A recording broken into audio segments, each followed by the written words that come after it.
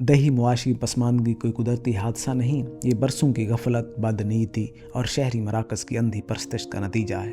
हमारे देहात आज भी वहीं खड़े हैं जहां उन्हें जानबूझकर छोड़ दिया गया था।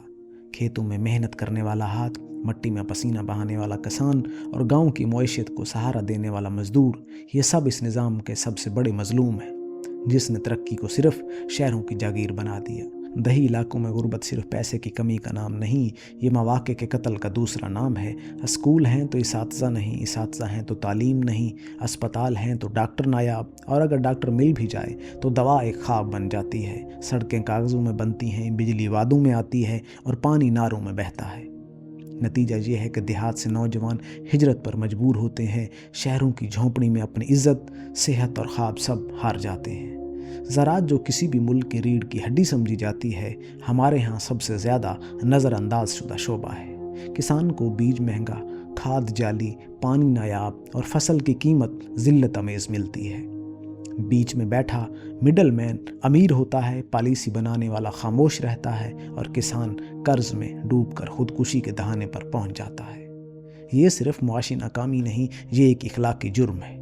दही पसमानदगी की एक भयानक शक्ल ये है कि यहाँ के लोगों को फैसला साजी से खारिज कर दिया गया है। तरक्याती मंसूबे उनके बगैर बनते हैं, बजट उनके नाम पर आता है और खर्च कहीं और हो जाता है। वोट के वक्त ये अहम होते हैं, बाकी साल गैर ज़रूरी।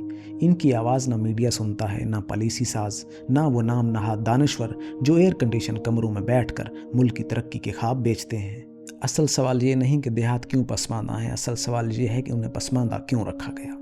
क्योंकि बाखबर, खुशहाल और ख़ुद मुख्तार दही आबादी इक़्तिदार के लिए ख़तरा बन सकती है। इसलिए उन्हें सिर्फ नारों, खैरात और हमदर्दी दी जाती है, हकूक़ नहीं।